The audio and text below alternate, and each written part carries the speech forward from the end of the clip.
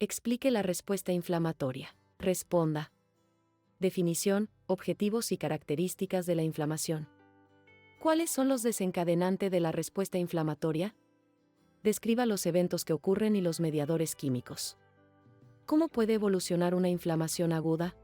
Bien, ahora hablemos de la inflamación, ¿bien? O de la respuesta inflamatoria.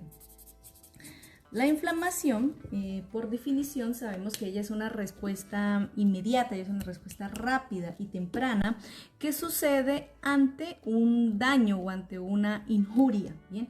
Ese daño puede ser causado por... Ese daño en los tejidos puede ser causado por microorganismos, o sea, por virus, por bacterias, por parásitos, por hongos, o ese daño en el tejido, en las células, puede ser ocasionado por materiales extraños, o sea, puede ser ocasionado por el papel, ¿cierto? El papel que nos corta, digamos, a nivel de la piel, o vidrio, metal, ¿bien? O cualquier material extraño que ingrese a nuestro cuerpo, ¿bien? Y lastime y cause un daño en nuestros tejidos. Entonces, esos serían los desencadenantes de una respuesta inflamatoria. Bien, esa respuesta inflamatoria se caracteriza ¿por qué? Se caracteriza porque ocurre una salida, ocurre un aporte de componentes sanguíneos hacia los tejidos. Bien, entonces, este es un tejido, digamos acá está normal, este es el tejido que está aquí normal, las células. Bien, y acá el tejido se lesionó, estas células se lesionaron. Entonces, estas células en las cuales ocurrió una lesión, bien, ocurre una respuesta inflamatoria para favorecer que la salida de componentes sanguíneos. Esa salida de componentes sanguíneos va a estar acompañada de ¿qué? Va a estar acompañada de líquido, va a estar acompañada de proteínas, va a estar acompañada de células sanguíneas. Bien, ¿para qué? Van a tener como objetivo, bien, diluir este foco infeccioso, diluir ese lugar, ¿cierto? Y además de diluirlo, va a favorecer que aislarlo, ¿sí? Aislarlo, ¿para qué? Para que se restrinja a ese lugar, bien, a ese lugar, digamos, anatómicamente, bien.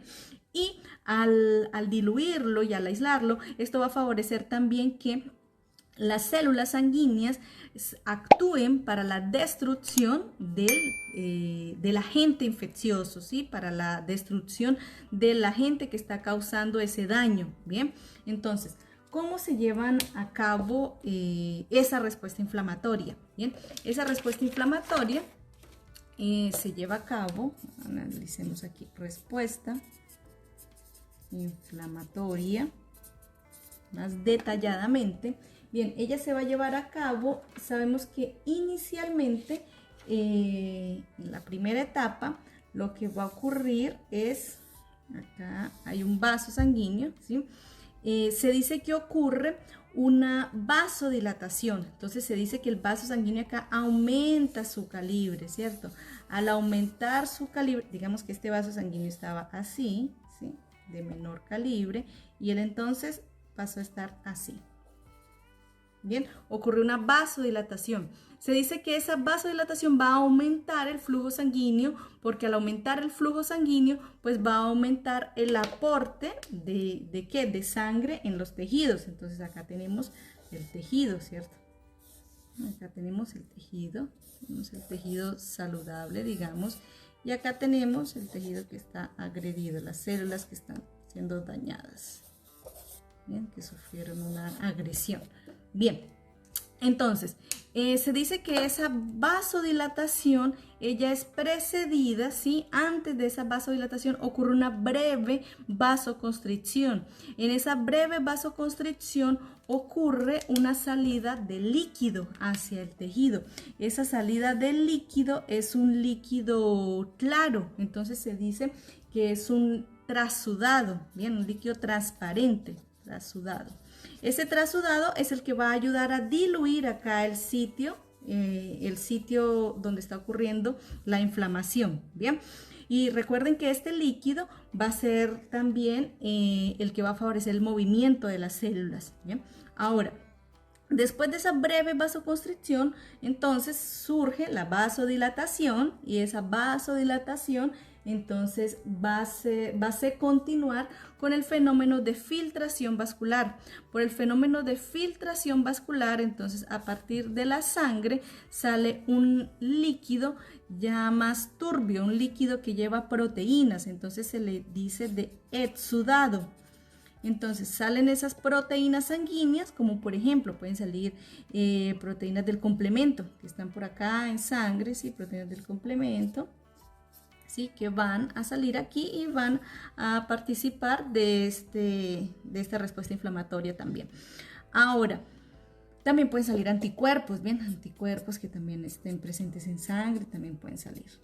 Bien, después de esa filtración vascular, entonces va a ocurrir el edema en el local, ¿sí? El edema, el aumento del volumen de ese tejido, y finalmente va a ocurrir el fenómeno de extravasación leucocitaria. Bien, el fenómeno de extravasación leucocitaria es el famoso o conocido como tráfico o tránsito leucocitario. Bien, entonces es la salida, básicamente es la salida de leucocitos desde la sangre hacia el tejido. Bien, y recordemos que los leucocitos en sangre, los leucocitos, si la fórmula sanguínea, recuerden que la principal célula sanguínea son los neutrófilos, o sea, tenemos un mayor porcentaje de neutrófilos en sangre, un 60-70% de neutrófilos. Bien, además tenemos un 20 a 40% de linfocitos, un 3 a 7% de monocitos,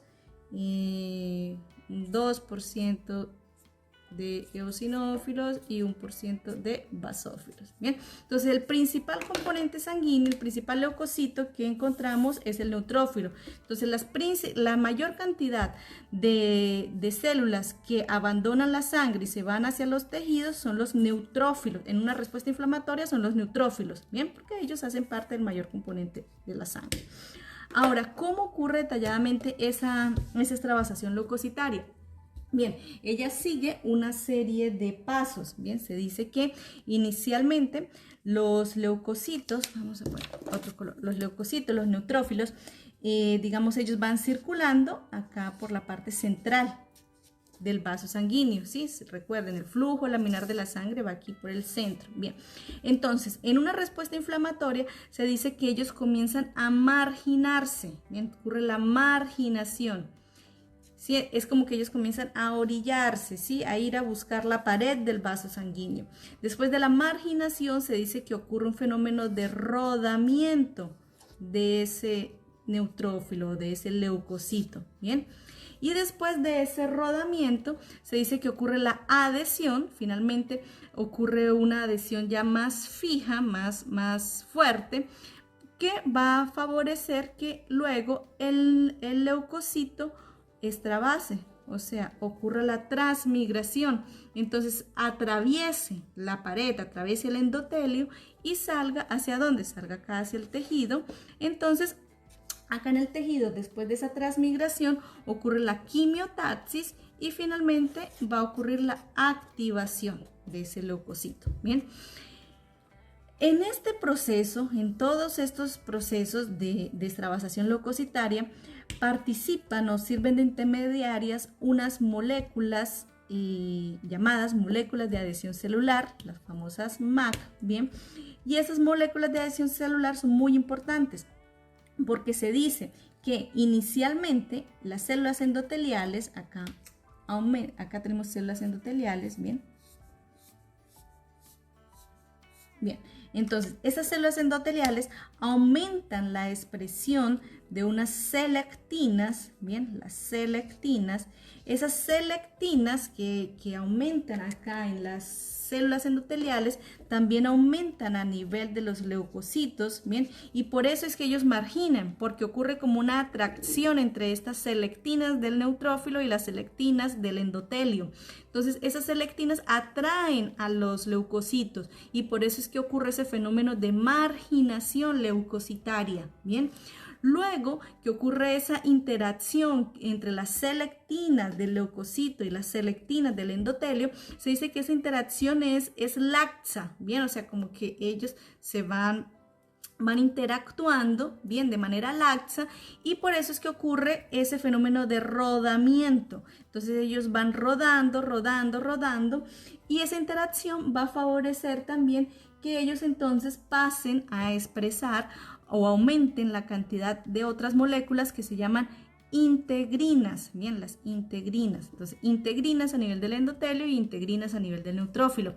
Entonces, esas integrinas, ¿qué van a hacer? Van a favorecer ya uniones más fuertes, bien. Entonces, por eso es que después de rodar, el neutrófilo o el leucocito queda adherido, porque ya la unión ahora está mediada, es por integrinas, y a través de las integrinas esa unión es más fuerte, bien, más fija.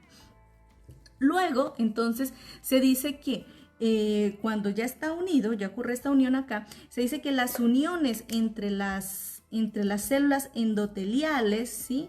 Entre las células endoteliales, se dice que ellas abren como un pequeño espacio, ¿sí? Y, o sea, se desprende esas uniones que hay entre ellas, bien, esas ICAN, BK, y esto va a favorecer la salida del leucocito. ¿Bien?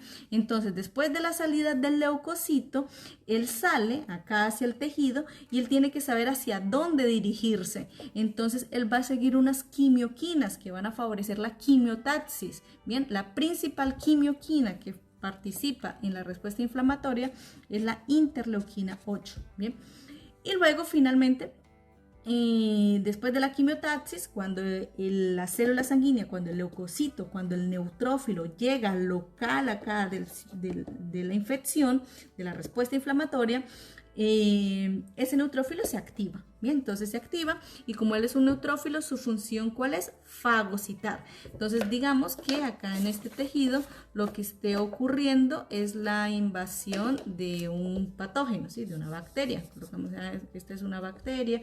Acá, bueno, la dibujo muy grande, bacterias. ¿Bien? Entonces el neutrófilo lo que va a hacer es fagocitar. ¿Bien? Esta respuesta inflamatoria también es orquestada. Bien, recuerden que la respuesta inflamatoria se desencadena inicialmente por una vasodilatación. Bien, ¿cuáles son entonces los estímulos de esa vasodilatación? Entonces, por una parte, tenemos que a nivel de los tejidos existen unos mastocitos residentes, ¿bien? Que están acá en los tejidos. Entonces acá hay unos mastocitos. Entonces esos mastocitos, cuando ellos reconocen a través de sus RRPs, van a reconocer a quiénes, van a reconocer a los PAM, bien, presentes en el patógeno, o a los DAM, que están presentes acá por el daño que ocasiona el patógeno en las células. Bien, estos RRPs van a activar al mastocito, y ese mastocito, al activarse, él degranula. Cuando él degranula, se libera histamina, y al liberarse histamina, recuerden que ella es la que va a favorecer la vasodilatación. Entonces así es como inicia la respuesta inflamatoria, ¿cierto? Además también, porque recuerden que si la bacteria ingresó y se encontró con otra célula, pudo haberse encontrado con otra célula que también está residente en los tejidos, que es el macrófago. Bien, entonces en los tejidos también encontramos muchos macrófagos, bien, que ellos siempre están revisando, ellos siempre están como vigilando. Entonces los macrófagos, ¿qué pasa? Ellos pudieron estar aquí, macrófagos, y cuando el macrófago a través de sus RRPs fagocitó a las bacterias, ¿sí? Esto activó el macrófago, y cuando el macrófago se activa, él además de fagocitar, ¿cierto? Él libera unas citoquinas, ¿bien? Entonces, él libera unas citoquinas que son las famosas citoquinas proinflamatorias. Esas citoquinas proinflamatorias son la interleuquina 1, interleuquina 6 también, y tenemos también el factor de necrosis tumoral, bien, TNF-alfa, bien.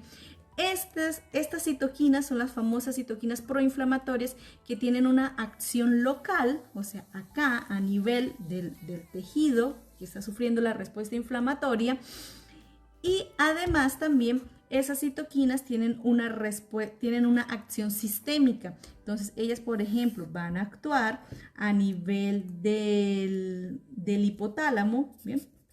Entonces a nivel del hipotálamo y van a favorecer ¿qué? Van a favorecer el aumento de la temperatura corporal. Entonces, por esto aparece que fiebre, bien, en una respuesta inflamatoria. Además, ellas también pueden actuar a nivel del hígado para favorecer el aumento de la síntesis de proteínas, como por ejemplo proteínas de fase aguda, como la PCR, o como las mismas proteínas del complemento, bien, varias proteínas.